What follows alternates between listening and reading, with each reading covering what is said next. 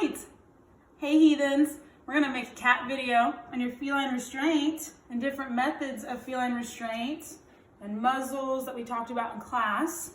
This is Fifi. She's the feral cat I told you about we took to Empty Shelter Project. Clearly, she's not super feral anymore because we've been working with her. She's doing much better with people. And also, you know our feel away that we talk about for our synthetic calming pheromone. So I have it in our room. She has it on her towel. It's all over the equipment we're gonna use, so we'll see how she does. So for starters, she's never been in here, so I'm letting her acclimate to the environment. She seems to be doing pretty good, don't you think? But overall, we'll see how she does for the rest. I haven't done restraint with her before, so she may or may not be super comfortable with us because she's probably never had that restraint in general either, to be fair. So I'm trying to give her little treats to make her feel happy, which she may not take if she, for one, is uncomfortable anyways. All right, so we're gonna look at overall sternal recumbency first. So remember, you have the ventral aspect with your directional term, your sternum. When we lay flat, we are in sternal recumbency. So when you're on your stomach in your bed, go and sleep. You're in sternal recumbency. So sometimes we have to put them in sternal recumbency to wrap them in their towel to create their perrito we talked about in class as well. But they don't always want to go in sternal recumbency. So we do what's called a cat press, where we press them down accordingly with our chest and make them lie down. And now she's already in sternal recumbency and she's doing pretty well. But if you notice, if she tries to back up, she can't because my chest is here on her backside. I'm not crushing her, I'm not lying down on her. I'm just barely keeping her snug and secure in place. And she's purring as we do this, so that's a good sign. So she's in sternal. We use this for our jugular venipuncture draw. Talked about our pistol method, right? Using the shaft and the ramus of the mandible.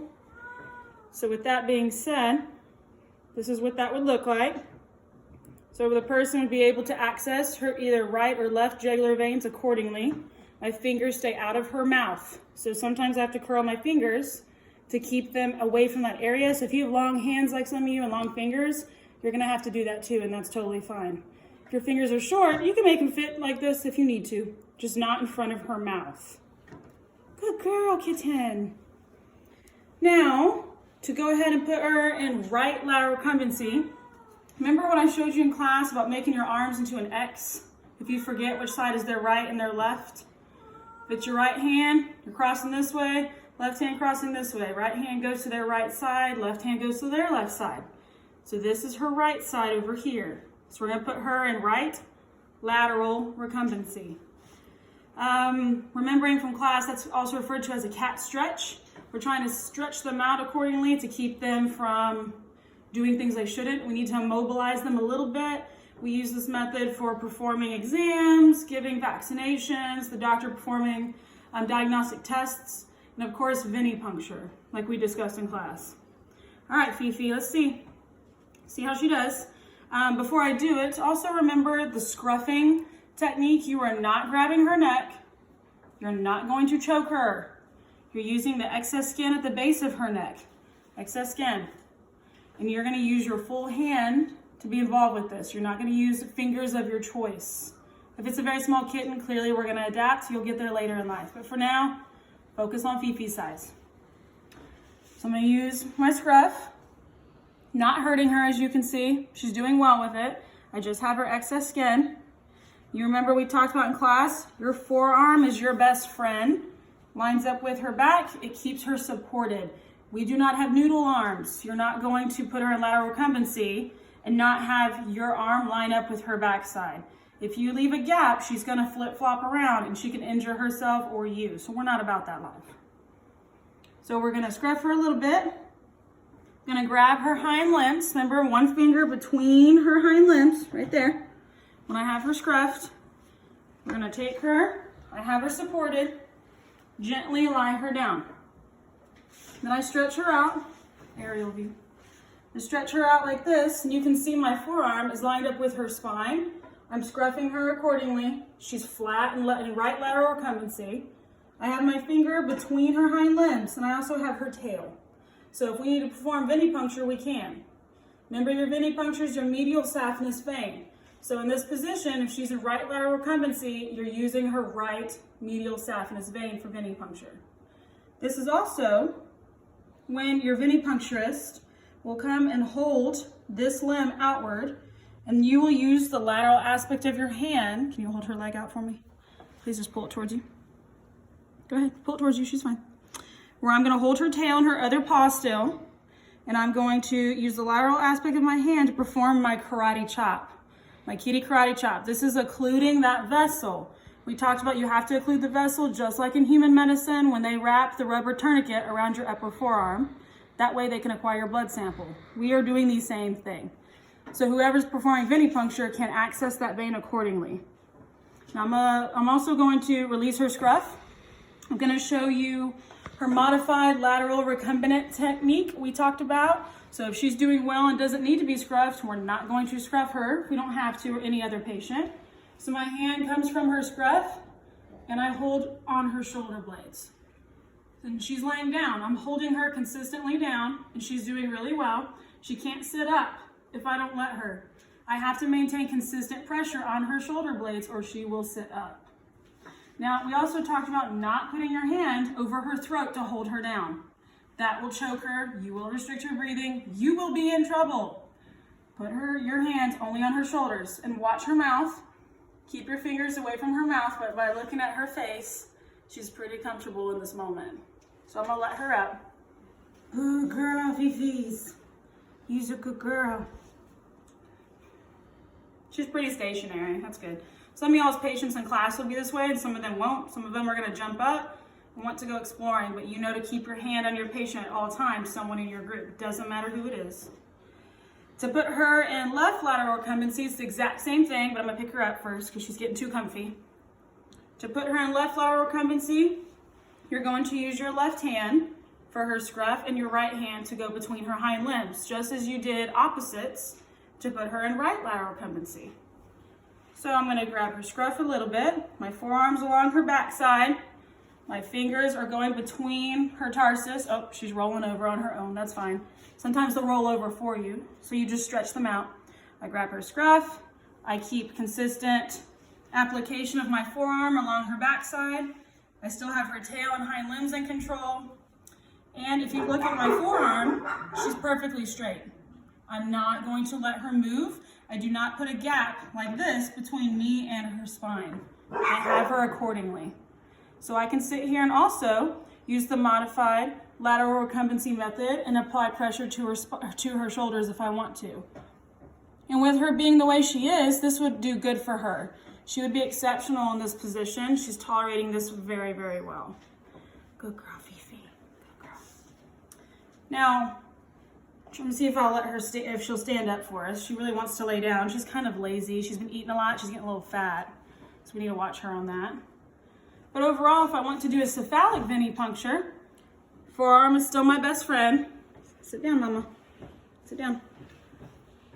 To where I have control of her head, so I'm using her mandible. And if this is the front limb that your venipuncturist wants to use, this is her right cephalic vein, just like the ones we talked about in class. Now, if her front limb comes out, can you pull her front limb out for me, please? Just hold it, she's fine. Pull it towards you. Pull it towards you. Pull it towards you. Don't let it go. Grab her carpus. Okay, grab her carpus.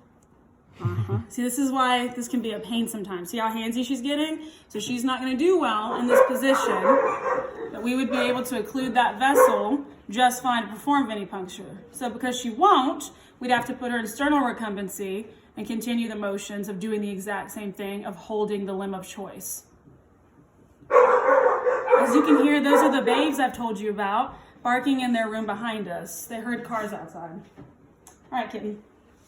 So I want to go ahead and get her into ventral recumbency, sternal recumbency, so I can show you the cat stretch for her to have jugular venipuncture. We talked about this going off the side of the table. Now you have to have her close to the edge of the table. The dogs are kind of scaring her a little bit. So I have control of her front limbs. I give her a little bit of a handhold. Notice my hand's not over her mouth. It's under her mandible and on top of her head. And this is how we can allow access to her right and left jugular veins by her venipuncturist. I'm not hurting her. I'm not overstretching her into an awkward yoga position, but this is how we can hold her. Now, if you look at her tail, she's getting very irritated with me right now. She's not used to this. I'm gonna let her up. Go girl, kitten. For being one who is feral, she's doing really well with us. Okay. Now I'm gonna wrap her in her kitty perrito that we talked about in class to immobilize her. This is not one where it's gonna be restricting on her paws too much that we talked about. So it's not Wakandaing her paws to her chest. That's gonna hurt her. So her paws have to stay very relaxed inside. So she's gonna lay in the center of the towel, near the edge of the towel. This towel is an appropriate thickness for her. It's not too thin, not too thick, to where we can't grasp it. We're going to fold the towel over her front paws like she's wearing some socks. Then I'm gonna take one side of the towel and I'm gonna pull it, but I have to scruff her a little bit because she's gonna try and get out of it, knowing how she is already. I'm gonna wrap it over like a breakfast burrito. So you see it's rather tight over here. So look at her neck. It's making its way around the side of her neck just fine. I'm gonna pull the other side.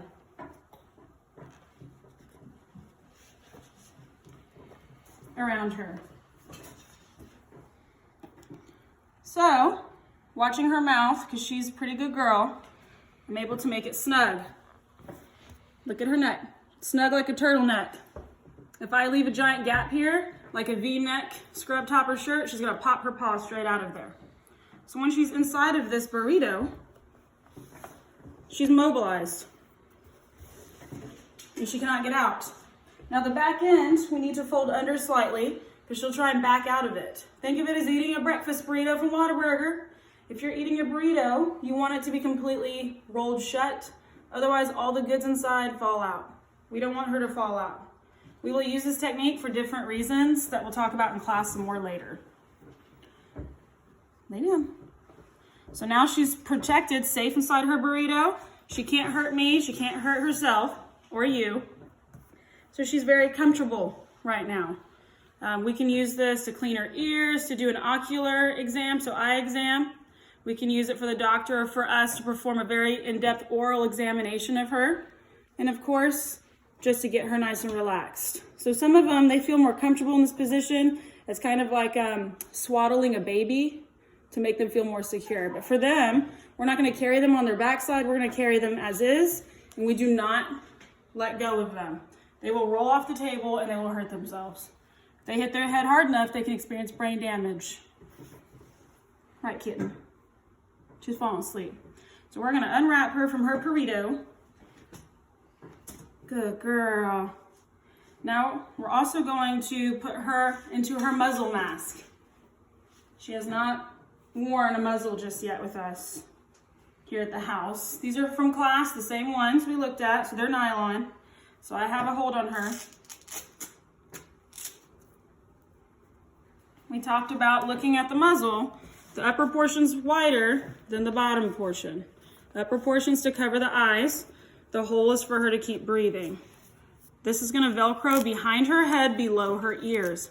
Her ears will still perk up if she chooses to show us them. So let's see how she tolerates this. I'm gonna keep her in cat press. So she's in her sternal recumbency. I'm not gonna let her back up because I have my chest and my stomach in that area. And I'm gonna hold her, apply her cat muzzle.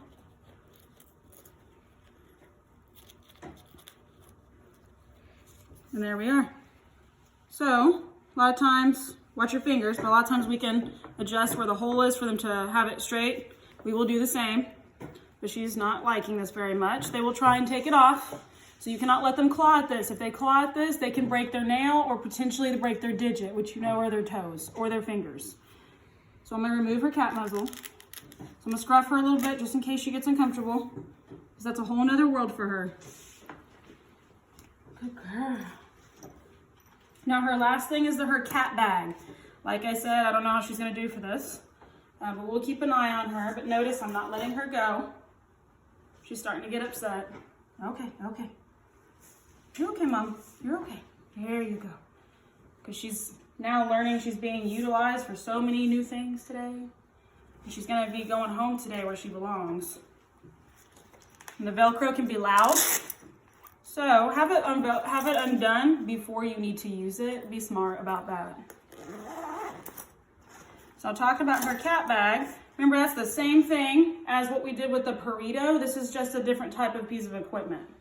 The back of it, it's very similar to a duffel bag, right? We talked about the back of it for the caudal aspect of her body is where she goes.